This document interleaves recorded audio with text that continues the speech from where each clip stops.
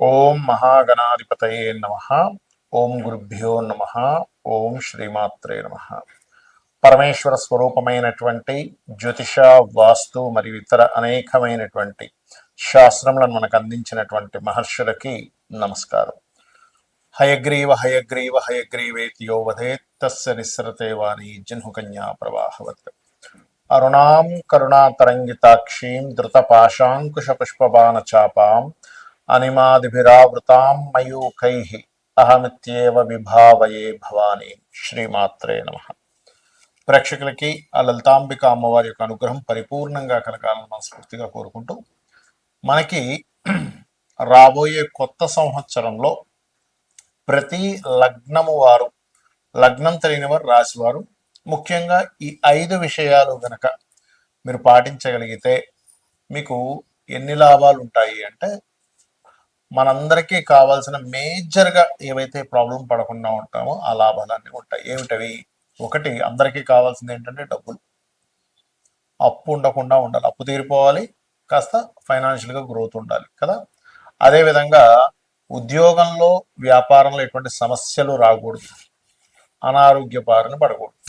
ఇక మిగతావన్నీ కూడా చిన్న చిన్నగా మనకి చూడండి, ఇప్పుడు వివాహం అవ్వాలనో, ఇల్లు కట్టుకోవాలనో, ఇవన్నీ తర్వాత తర్వాత వస్తాయి. కానీ ఈ యొక్క విషయాల్లో మీకు బాగుండాలి అంటే అసలు మనం మేజర్ ప్లానెట్స్నే ఎప్పుడు కూడా సంవత్సర ఫలితాల్లో తీసుకుంటాం. ఈ మేజర్ ప్లానెట్స్ కానివ్వండి, మీకుండేటువంటి సహజంగా పలానా లగ్నంలో ఒక జీవుడు జన్మించాడు అంటే పర్టికులర్గా ఆ జాతకుడు, అమ్మాయి కావచ్చు అబ్బాయి కావచ్చు, ఏ పరిహారం, ఏ దేవతను ఆరాధిస్తే బాగుంటుంది, ఈ సంవత్సరంలో మీరు ఏ దేవతను ఆరాధించాలి, ఎటువంటి పదార్థాలను గోవుకు తినిపించాలి, ఏ గ్రహం దగ్గర దీపారాధన చేయాలి అనేటువంటి విషయాలను ఒక్కొక్కటిగా చెప్పుకుందాం. ఈ యొక్క విషయాలు చెప్తుంది నేనైనప్పటికీ కూడా చెప్పిస్తుంది సాక్షాత్ లలిత అమ్మవారిగా భావిస్తూ తెలుసుకుందాం. విశ్వవసు నామ సంవత్సరంలో సింహలగ్నం వారికి ఫైనాన్షియల్గా బాగా గ్రోత్ రావాలి అంటే సహజంగానే మీకు 2వ స్థానంలో కేతు ఉండి జూన్ నుంచి మారుతున్నాడు కాబట్టి కేతు ఉన్నంత కాలము కాస్త కేతు గ్రహం దగ్గర దీపారాధన చేయండి. దానివల్ల ఆగుతున్న ధనం మీకు రావడం జరుగుతుంది. రెండవది ఏంటంటే శుక్ర శని గ్రహాల దగ్గర దీపారాధన చేయండి, ఫైనాన్షియల్గా మంచి గ్రోత్ ఉంటుంది.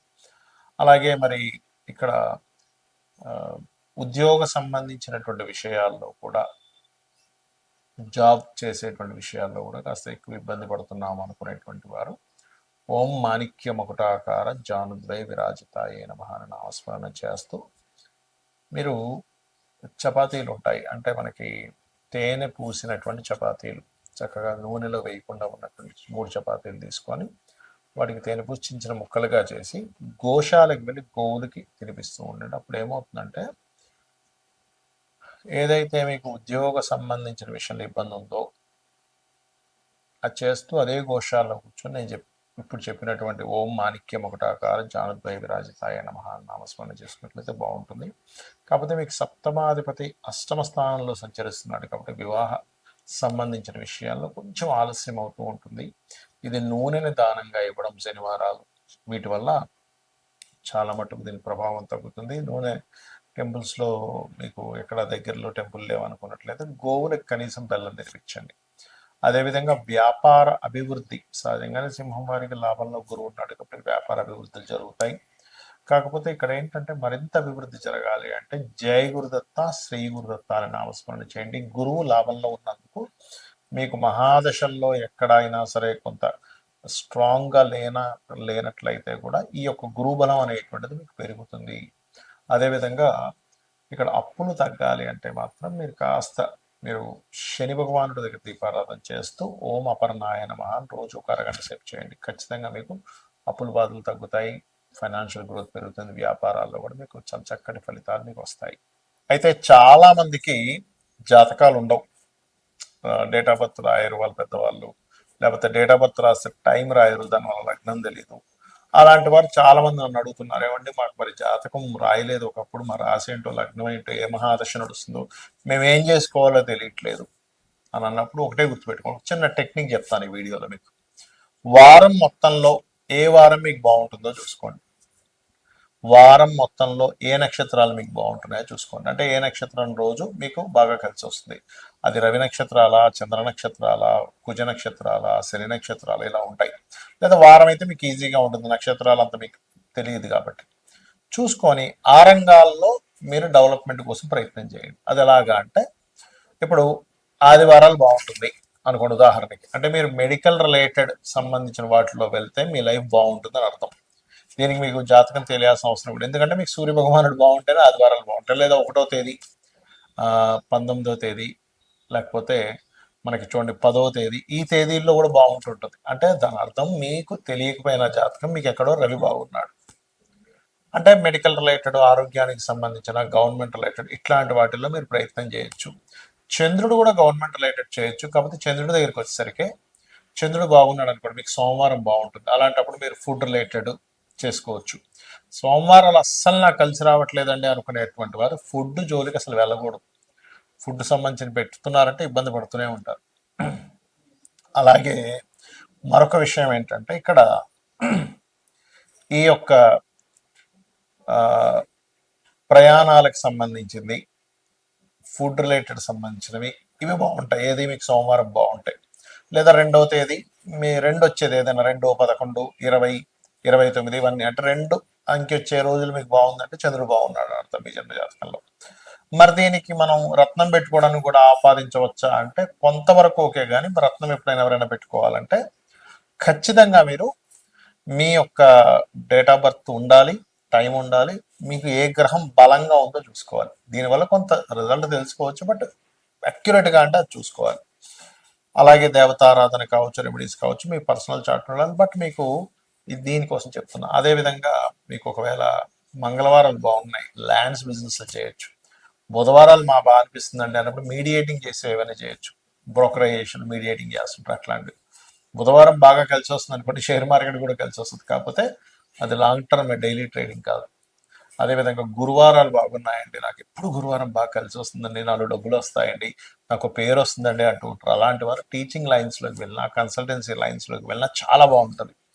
ఇక శుక్రవారాలు కొంతమందికి బాగా కలిసి వస్తుంది. అలాంటప్పుడు వాళ్ళు మ్యారేజ్ బ్యూరోస్, బ్యూటీ రిలేటెడ్, లేకపోతే ఏదైనా అందానికి సంబంధించింది, బ్యూటీకి సంబంధించినటువంటివి, ఫ్యాషన్ రిలేటెడ్ సంబంధించినటువంటివి, వివాహ శుభకార్యాలకు సంబంధించిన, బట్టలకు సంబంధించినవి కూడా శుక్రచంద్రులు పనికొస్తాయి. అంటే శుక్రవారం అండ్ సోమవారం కూడా పనికి వస్తుంది. మరి కొంతమందికి ఐరన్ ఆయిల్ బిజినెస్లు చేస్తారు, శనివారం బాగుంటుంది వారికి. అందుకే వాళ్ళకి ఐరన్ ఆయిల్ వీటి మీద డబ్బులు వస్తాయి చక్కగా. అదేవిధంగా మరి అయిపోయాయి కదండి, మనకేమో 7 రోజులు చెప్పారు, గ్రహాలేమో 9 కదా అంటే, రాహుకి సంబంధించిన సాఫ్ట్వేర్స్ ఏమైనా ఉంటే కనుక మీకు రాహు బాగున్నాడంటే శనివారం కలిసి వస్తుంది, కేతు బాగున్నాడంటే మంగళవారం కలిసి వస్తుంది. అది ఎందుకంటే కుజవత్ కేతు, శనివత్ రాహు అన్నారు కాబట్టి. మరి చాలా మందికి ఉన్న అపోహ ఏమిటంటే, ఇంకొకటి, వాళ్ళకి జాతకాలు ఉండవు కానీ ఏళ్ళనాటి శని నడుస్తుందేమో అని అనుమానంలో ఉంటారు. ఎందుకంటే జాతకం లేదుగా, ఏళ్ళనాటి శని ఏమో అందుకే ఇలా అవుతుందేమో అని ఒకటే గుర్తుపెట్టుకోండి. ఏళ్ళనాటి శని అనే కాన్సెప్ట్ ఎప్పుడు కూడా మిమ్మల్ని స్లో అవుతాయి పనులు, అంతేగాని మీ విజయానికి ఇక్కడ ఆపడు. నేను ఈ విషయంలో 10 ఏళ్ళ నుంచి చెప్తున్న ఉదాహరణ.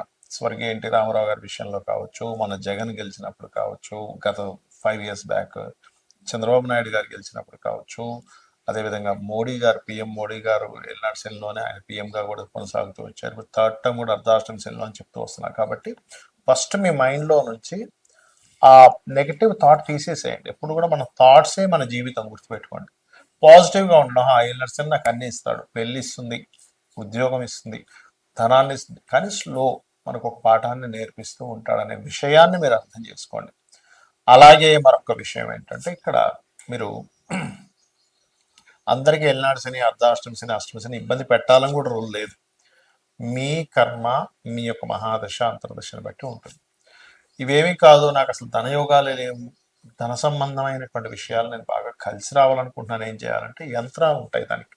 అంటే లక్ష్మీదేవికి సంబంధించిన ఒక యంత్రం పెట్టుకొని నిత్యము దానికి సంబంధించినట్టు కొన్ని విధి విధానాల్లో కనుక ఆ యంత్రానికి శక్తిని చేకూర్చి కనుక చేయగలిగితే కూడా మీకు మీ కర్మలో, మీకు పూర్వజన్మలో చేసుకున్నటువంటి కర్మలో లేకపోయినా ఇప్పుడు చేసేటువంటి ధార్మికంగా, ఇప్పుడు మీరు భక్తి శ్రద్ధలతో చేసేటువంటి పూజాది కార్యక్రమాల వల్ల కూడా అమ్మవారు అనుగ్రహిస్తుంది. లేదా మీకు అంత స్తోమత లేదు యంత్రం తయారు చేయించుకోవడం, దానికి చాలా కాస్ట్ అవుతుంది కాబట్టి అంత నాకు స్తోమత లేదు అనుకునేటువంటి వారు సింపుల్గా కూడా చేయొచ్చు. అలాగా ఓం సంపత్కరీ సమారూఢ సింధుర వ్రజ సేవితాయ నమః అని చేసుకోండి, అన్ని విధాలా మీకు బాగుంటుంది.